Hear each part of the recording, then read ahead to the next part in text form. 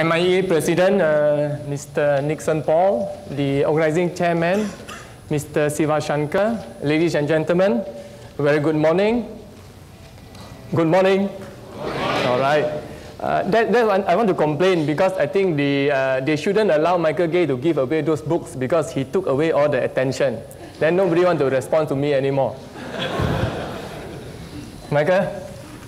Okay, I have a heavy duty to promote Iskandar because judging from the graph that Michael shows, Johor Bahru is very much lagging behind. So, but after my presentation, I hope they can go and review the graph to move it higher the rank.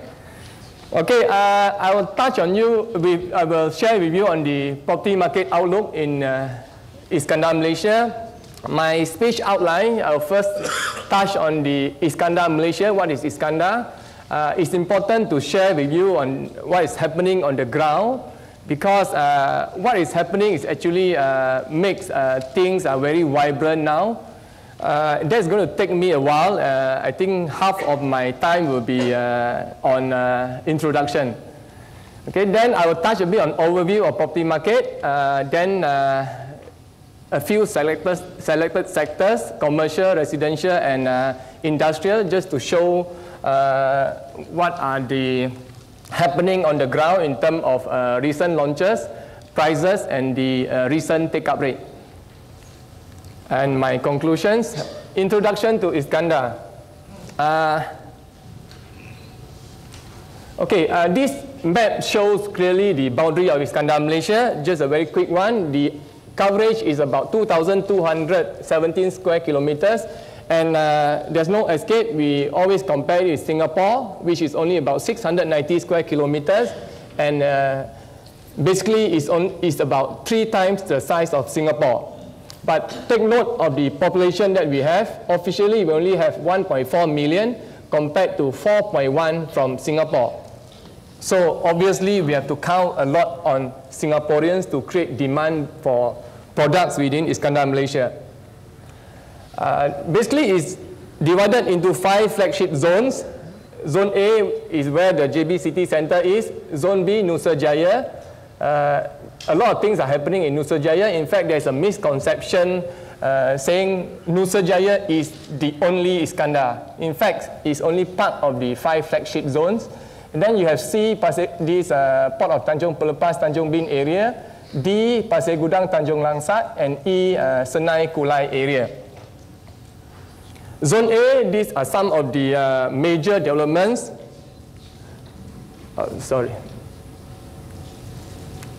Those are already completed, like this CIQ. When you cross over to Singapore, you have to pass by this Custom and Immigration Complex. Initially, it was supposed to come with a full bridge to replace the causeway.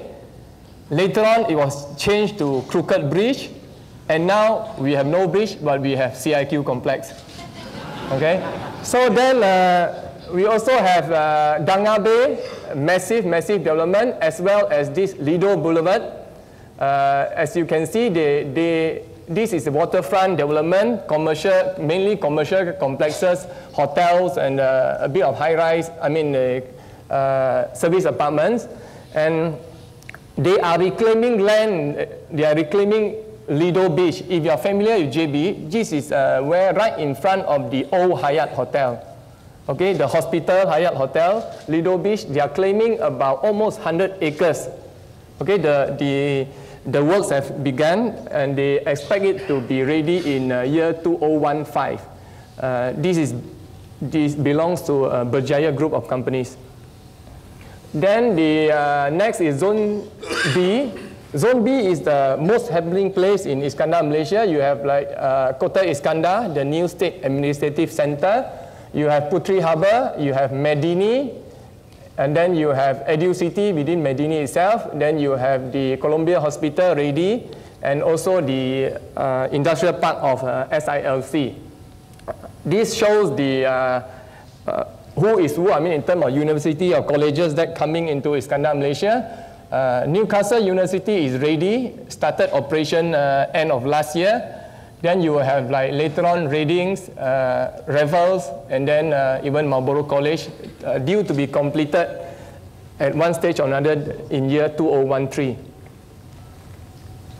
Legoland, Johorian especially are very excited that it's going to come, it's going to be ready. Supposedly, end of this year, they have started to sell season pass for year 2013, whole year. Adult price is about 195 ringgit. Okay, for kids, it's about, I think it's about 140 ringgit. You may go to the website and you can buy online.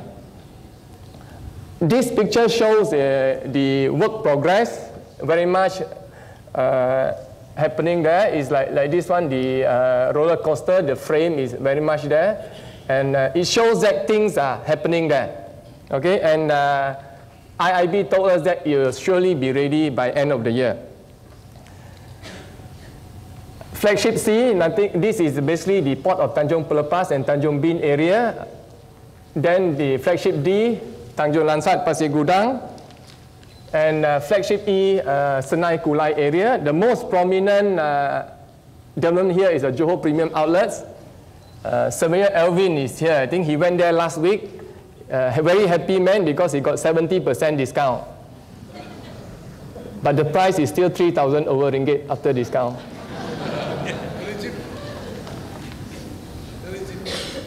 Okay, again, I have to mention a bit of this Iskandar Investment Berhad. This is a commercial arm of IRDA or Iskandar Malaysia. They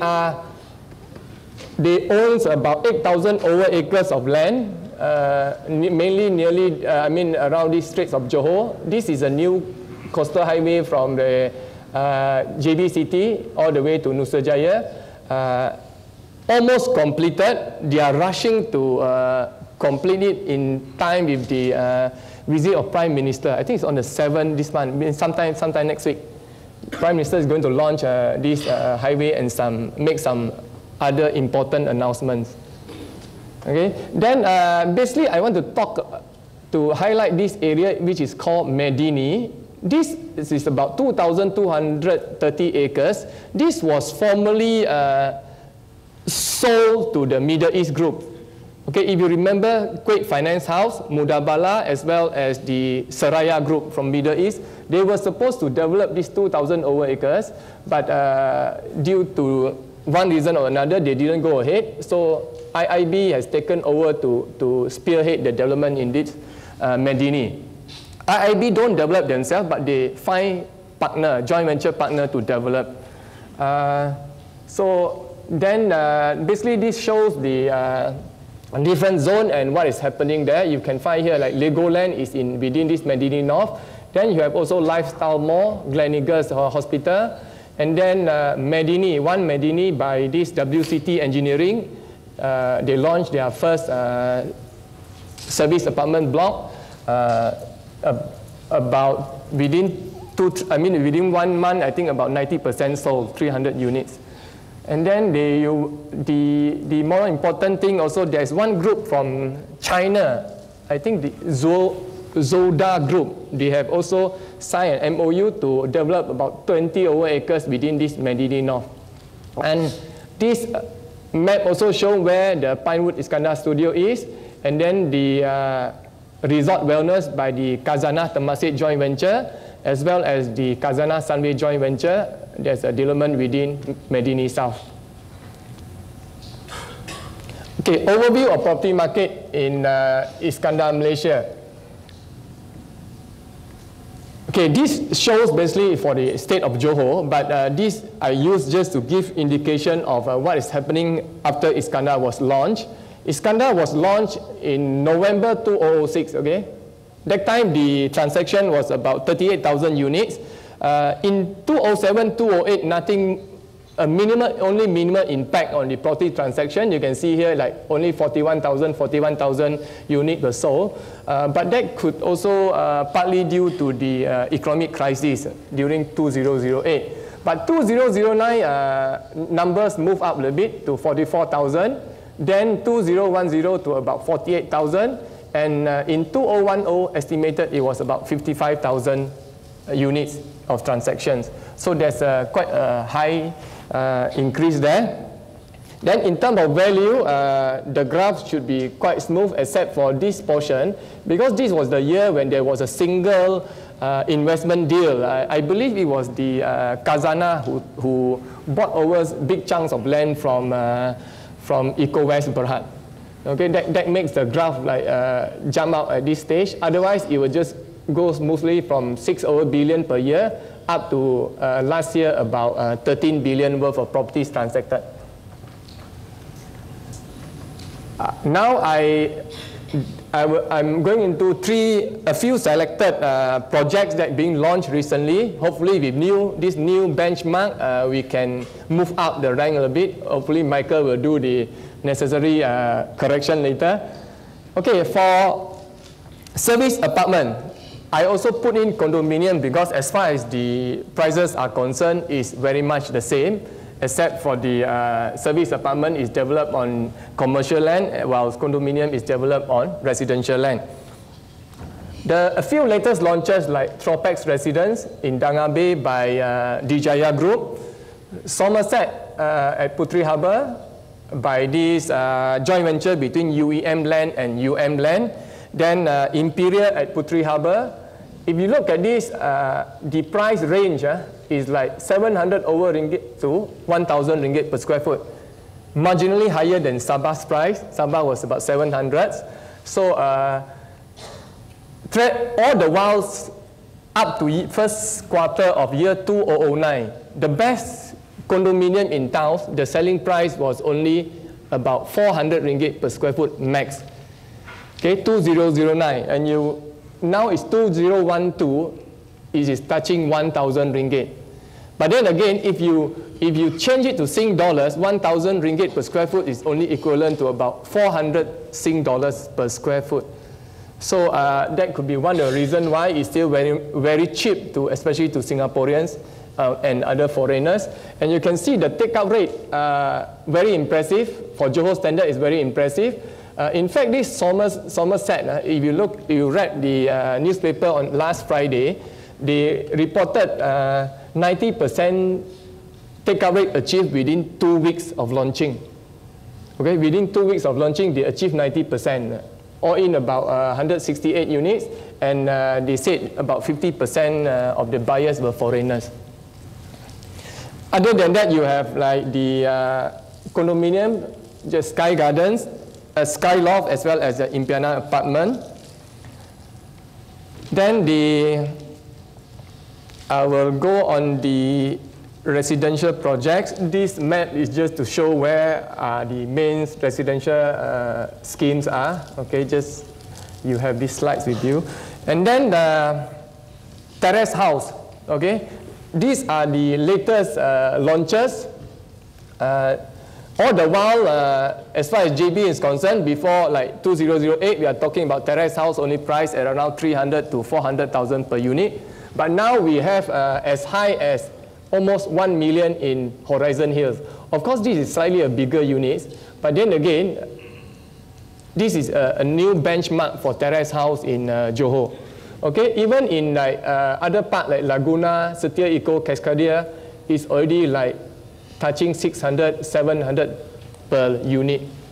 Okay, and I don't know whether it's good news or bad news. Despite the high price, the sales performance or take-up rate is still very brisk and healthy.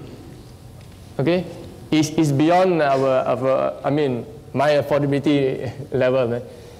Then the semi-D traditionally the best semi-D in Pelangi or in town only priced at around 600, 700,000 per unit. But the new launches is all above 1 million irrespective of location. Okay, so you have like, even for the East Ledang, though they put here 1.2, the latest one was sold at around 1.6 million per unit. So it's like, in terms of the escalation of price, is like, has gone up like more than 50% for some of them. Then industrial, this is also a very important sector because of our close proximity to Singapore. We benefit a lot because in Singapore now, the operation costs as far as the rental is concerned, or prices of the industrial properties are actually very high. And then Singapore government also do not encourage, they only encourage clean so-called operation in Singapore. So the rest, if you are not so clean in terms of operation, then you have to move away. So obviously the closest is Johor Bahru or Iskandar, Malaysia. This Nusa Cemerlang Industrial Park is located very near to Second Link at the intersection of the Glang Patah Second Link Highway. Just to show it to you, is like this was launched in year 2005, all in about 300 acres, offering about 37 units of medium industrial semi-detached workshop, semi-detached factory. Before Iskandar, it was launched at around 1 million for this particular unit, yeah, semi-D, the smaller type. Then after Iskandar, there was an up of about 20%. And then all the way year 2001, higher, and this year is about 1.8 million. There's an increase of like 42% from this mark. And if you were to take from here, it's almost like 60% increase. Okay, you can look at the rest, some of them even like for this type is like almost 100%. Okay, so it's a very big jump. And this is a very well-known fact. This was taken for the, in terms of approved manufacturing projects. Singaporeans is the top investors from, overseas, forming about 35% of the entire investment. These are some of the latest launches of industrial products. And if you look at here, the selling prices like now touching on average about 300 ringgit per square foot, over built up. And for this Setia Business Park 2, it even priced at 330 ringgit per square foot. Traditionally, we are not used to anything beyond 250 ringgit per square foot. So it's again is the what do you call that? In terms of pricing, it has increased tremendously over the last 2-3 years, and then in terms of take-up rate, is also quite impressive.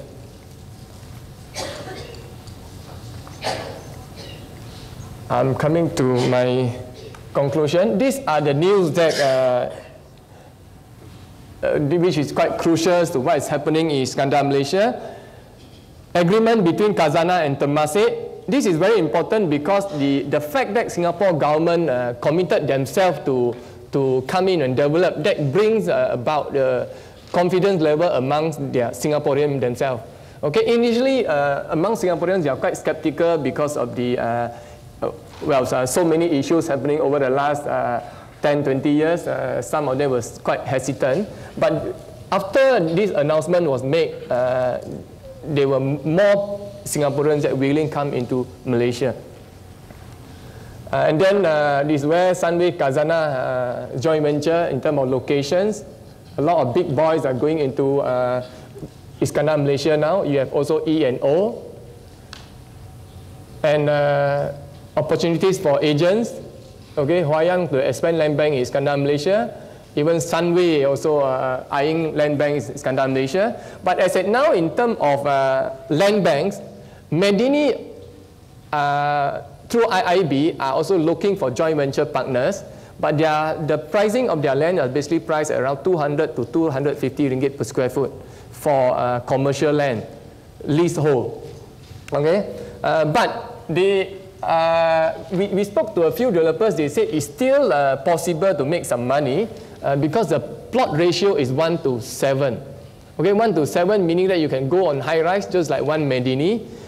You build what they call that service apartment and sell at prices something like about 600-700 ringgit per square foot. They say it still can make money, especially now that the take-up rate is very healthy. That actually help further. Thank you. So what are the positive factors? 2012 in fact is a tipping point of Iskandar, Malaysia. Why we call it tipping point? Because this is the year where many of the iconic projects or catalytic projects like Legoland, EduCity, Johor Premium Outlets, are ready or almost ready. Okay, these so-called catalytic projects help to bring investors, bring confidence into the market. And on the ground now, people are quite bullish in terms of the residential, commercial, and even industrial products. And then infrastructure, some of the roads or highways are ready or almost ready. They have like coastal highway linking Danga Bay to Nusa Jaya. So it will only take about 10-15 minutes to go to Nusa Jaya from Johor Bahru city center. And then they are also going to complete the Eastern Dispenser link, whereby once you cross the CIQ, you can go up to the Eastern Dispenser link and direct get into the North-South Highway. As at now, you have to take about, I think, 10 to 12 traffic lights before you can reach the North-South Highway. But the biggest issue now is that apparently the toll rate for this EDL or Eastern Dispenser link, they're going to collect it within the CIQ. So meaning that whether you use or don't use that Eastern Dispenser link, as long as you cross into Singapore, you have to pay about 13 ringgit. Okay, that become a big political issues now. Okay, then the close bilateral relationship with Singapore, I explained Singapore government through Temasek has come in, then spill over from Singapore due to the high property prices and latest stamp duty hike. Challenges, world economic crisis, this has been said many times.